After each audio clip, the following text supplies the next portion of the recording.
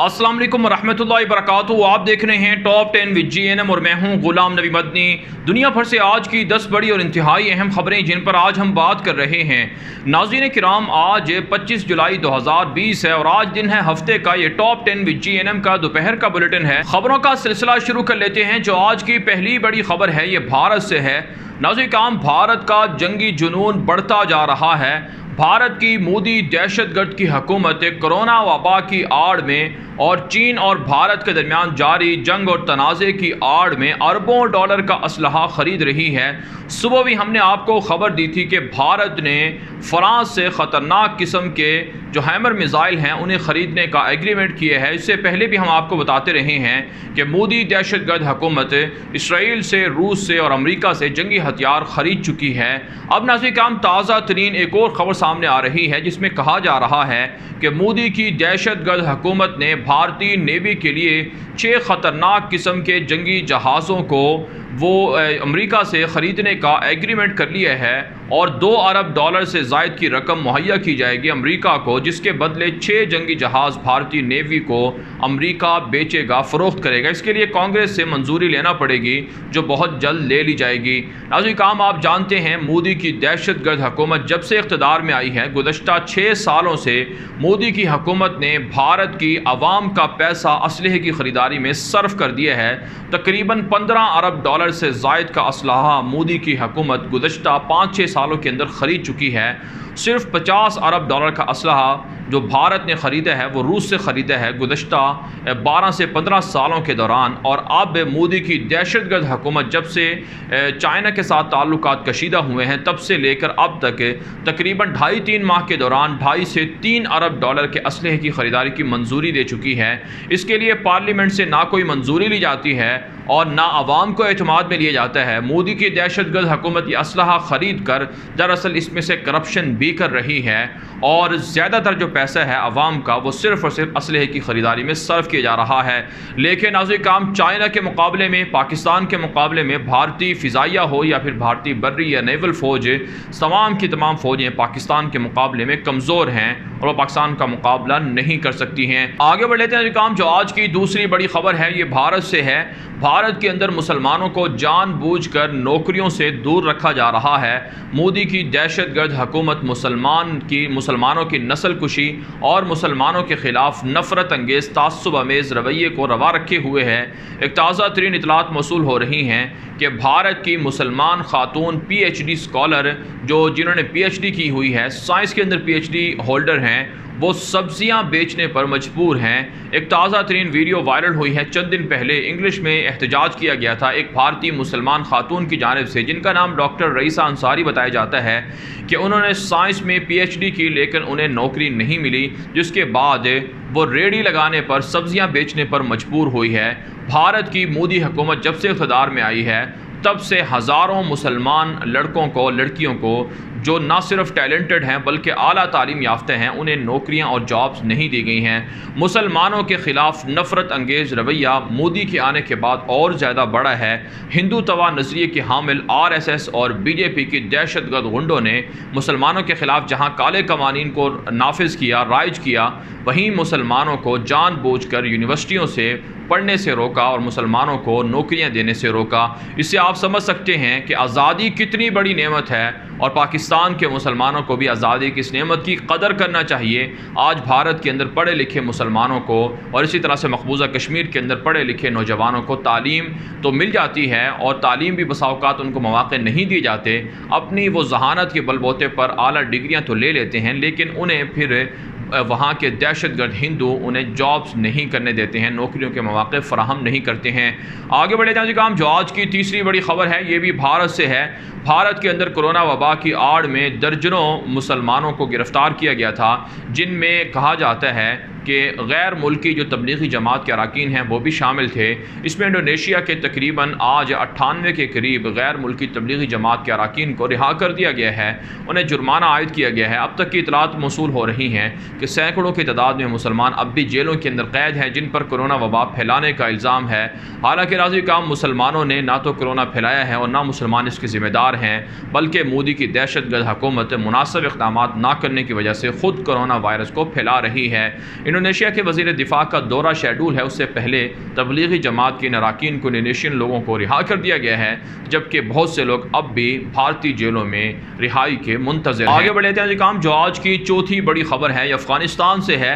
जी काम, अफ़गानिस्तान के अंदर काबुल हुकूमत ने तालिबान पर इल्ज़ाम आयद किया है कि गुज़श्ता 7 दिनों के दौरान 43 के करीब शहरियों को शहीद कर दिया गया है तालिबान के हमलों के अंदर, और 93 के करीब लोग ज़ख्मी हुए हैं।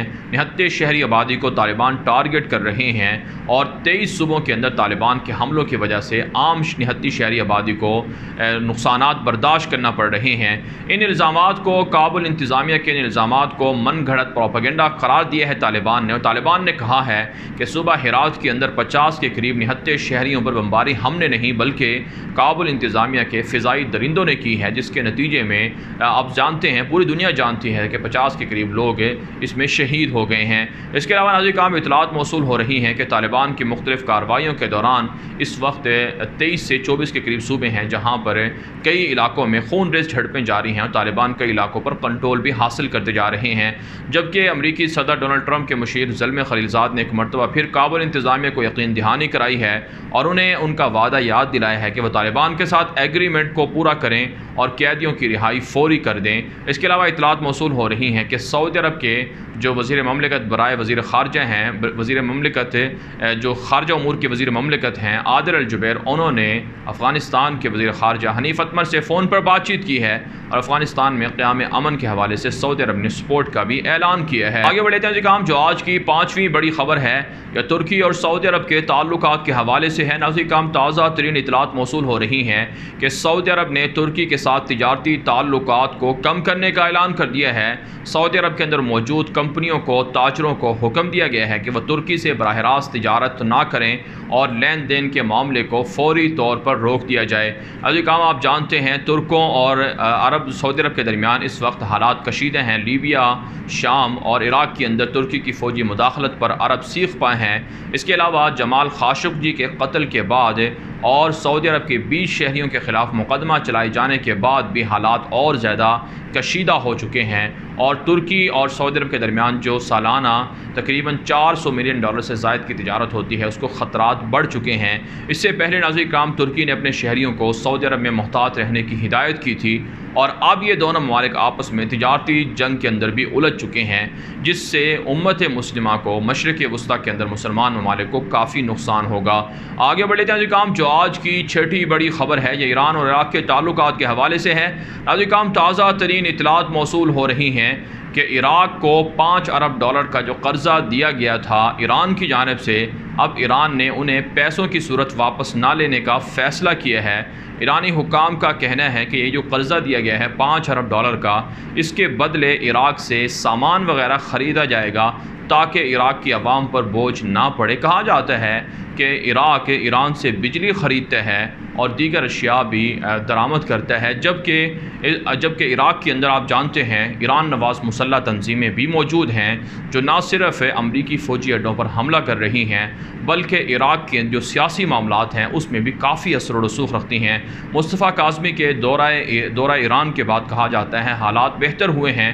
अमरीकी पाबंदियों की वजह से इराक़ और ईरान के दरमियान तिजारती ताल्लुकात भी कशीदा हैं और मामूल पर नहीं हैं, लेकिन आवाम, इराक़ी आवाम मुश्तइल है, मुज़ाहरे कर रही है कि वहाँ उनको मुनासिब जो रोज़गार की या मईशत की सहूलियात हैं वो नहीं मिल रही हैं। आगे बढ़े जाए जी काम, जो आज की 7वीं बड़ी खबर है ये इसराइल और अमरीका के ताल्लुकात के हवाले से है।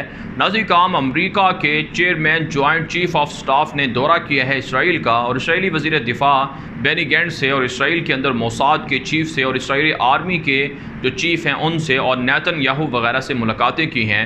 अमरीकी जो जनरल हैं इनका दौरा है, ये वफ़द के हमरा दौरा सामने आया है। इस दौरे के दौरान ना सिर्फ उन्होंने यहूदियों के जो इंज़माम का मंसूबा है उसका जायज़ा लिया है बल्कि डील ऑफ सेंचुरी जो अमरीका की जानिब से इसराइल के साथ मिलकर शुरू की गई थी उसका भी जायज़ा लिया गया है। शाम के अंदर, लुबनान के अंदर इसराइली हमलों के हवाले से भी गौर व फिक्र किया गया है। यहूदी ग्रेटर इसराइल बनाने चाहते हैं, इसराइल को वसअत देना चाहते हैं, उस हवाले से अमेरिका क्या ताउन कर सकता है, इन सारे इश्यूज़ पर गौर व फिक्र किया गया है। साथ साथ इसराइल के अंदर सियासी हालात कशीदे हैं और इंतखाबात मुतवक्के हैं। इस हवाले से नेतन्याहू और बेनी गेंट्स में सुलह करवाने के लिए भी ये फ़ौजी दौरा सामने आया है। ताहम नाज़िर काम आप जानते हैं शाम के अंदर बिलखुसूस लुबनान से मुत्तसिला सरहदी इलाकों में इस वक्त कशीदगी बरकरार है और अमरीका और इसराइल के तैयारों ने चंद दिन पहले आपके बल्कि कल खबर आई थी सामने कि जिसमें ईरान के मुसाफिर जहाज़ को रोका गया था शाम के फ़िज़ाई हदूद के अंदर, जिस पर काफ़ी एहतजाज भी हुआ था।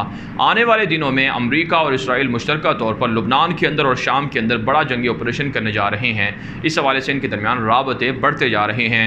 आगे बढ़े जाए काम जो आज की 8वीं बड़ी खबर है ये भी इसराइल से है। इसराइल के अंदर नेतन्याहू को हटाने के लिए हज़ारों लोग मुजाहरा कर रहे हैं। आज तीसरा हफ्ता है जिसमें हज़ारों लोगों को देखा गया है नेतन्याहू की रिहाइशगाह के बाहर और इसराइल के दीगर शहरों में मुजाहरा कर रहे हैं। अब तक की इतलात ये हैं कि 1000 से ज़ायद मुजाहिरीन गिरफ्तार हो चुके हैं, 30 से ज़ायद मुजाहिरीन झड़पों के दौरान शदीद ज़ख्मी हो चुके हैं। नेतन्याहू और बेनी गेंट्स में इख्तलाफात भी चल रहे हैं। नवंबर के अंदर इंतखाबात मुतवक्के बताए जा रहे हैं, इसके लिए तैयारियां भी शुरू हो चुकी हैं। इसराइल का सियासी बहरान इस कदर कशीदा हो चुका है कि 73-72 सालों के बाद इसराइल टूटने जा रहा है और नेतन्याहू इक़्तिदार से अलग नहीं होना चाहते, जबकि उनके मुखालिफिन का कहना है कि उन्होंने इसराइल की सलामती को दाव पर लगा दिया है। बड़े काम जो आज की 9वीं बड़ी खबर है ये अमरीका और चीन के ताल्लुकात के हवाले से है। नाज़रीन काम ताज़ा तरीन इतलात मौसूल हो रही हैं कि अमरीका ने एक मरतबा फिर दावा किया है कि अमरीका की हसास मालूमात चुराने में 60% से ज़ायद चीनी कंपनियां मुलव्वस हैं, जो अमरीका की हसास मालूमात को तहकीकात को चुरा कर चाइना मुंतकिल कर रही हैं। इसके अलावा आज अमरीकी अदालत के अंदर एक सिंगापुर के शहरी को पेश किया गया जिसने एतराफ़ किया है कि उसने अमरीका के अंदर रह कर चीन के लिए जासूसी की है। इससे पहले भी अमरीका चीन के कौंसल खानों में रोपोश जो मतलूब अफरार हैं उनका दावा करता रहा है कि अमरीका के जो साइंसदान हैं या जो मुहक्किकीन हैं वो जाली वीज़ों पर आते हैं अमरीका और फिर वहाँ से वो जासूसी करते हैं चीन के लिए और उन्हें चीनी कौंसल खाने पनाह भी देते हैं। नाज़रीन काम आप जानते हैं ह्यूस्टन के अंदर चीनी कौंसल खाने को बंद कर दिया गया। इसके जवाब में चाइना के अंदर मौजूद अमरीका के 5 कौंसल खाने हैं, उनमें से एक को बंद कर दिया गया है। कहा जाता है चीन और अमरीका के दरमियान इस वक्त हालात बहुत ज़्यादा ख़राब हैं। आगे बढ़े जाए काम जो आज की 10वीं बड़ी खबर है ये पाकिस्तान से है। पाकिस्तान के सूबा पंजाब के अंदर बल्कि पूरे पाकिस्तान के अंदर तहफ़्फ़ुज़ बुनियाद इस्लाम के नाम से एक नया कानून मंजूर हुआ है जिसमें पाकिस्तान की जो बुनियादें हैं उनका तहफ़्फ़ुज़ किया जाएगा, इस्लाम का तहफ़्फ़ुज़ किया जाएगा। इस हवाले से नाज़रीन कराम सूबा पंजाब के अंदर निजी स्कूलों की 100 से ज़ायद किताबों को दरसी किताबों को ज़ब्त कर लिया गया है। उन पर इल्ज़ाम है कि उनके अंदर पाकिस्तान के ख़िलाफ़ और इस्लामी अक़दार और शनाख्त के ख़िलाफ़ और अफ़वाज पाकिस्तान और खुफिया इदारों के ख़िलाफ़ गुमराह कुन मालूमात शामिल की गई हैं। 1000 से ज़ायद किताबें हैं जिनकी जाँच पड़ताल की जा रही है। पाकिस्तान के अंदर तलबा को, नौजवान नस्ल को रोशन ख़याली और अपनी अफवाज और हुकूमत और अपने वतन से गद्दारी के हवाले से कुछ ऐसे मगरबी NGOs हैं जो इस एजेंडे पर काम कर रही हैं। इसलिए हुकूमत पाकिस्तान ने फ़ैसला किया है कि पाकिस्तान के अंदर जितनी भी NGOs हैं या मगरबी जो फंडेड इदारे हैं जितना प्रोपेगेंडा नौजवान नस्ल के ख़िलाफ़ कर रही हैं उनका बाइकआउट किया जाएगा, उनके ख़िलाफ़ एक्शन लिया जाएगा। इस पर नाज़रीन काम BBC और वॉइस ऑफ अमेरिका और DW और दीगर जो मगरबी इदारे हैं ज़राए अबलाग के वो मनफी प्रोपेगेंडा कर रहे हैं। लेकिन पाकिस्तान की गयूर कौम वो इस्लाम पसंद है और मुहिब वतन है, उनको ना तो बहकाया जा सकता है और ना उनको अपनी फ़ौज के और अपने वतन के और अपने इस्लाम और इस्लामी शनाख्त के ख़िलाफ़ किया जा सकता है। बहरहाल नाज़रीन काम दुनिया भर से थे आज की 10 बड़ी खबरें। इन खबरों के हवाले से आपकी क्या राय है? अपनी राय कमेंट के ज़रिए से ज़रूर हम तक पहुँचाएँ। मज़ीद खबरों के लिए आप हमारे ट्विटर अकाउंट्स दुनिया मेरे आगे और गुलाम नबी मदनी भी फॉलो कर सकते हैं। आज के लिए इतना ही, इजाज़त दीजिए। अल्लाह हाफ़िज़।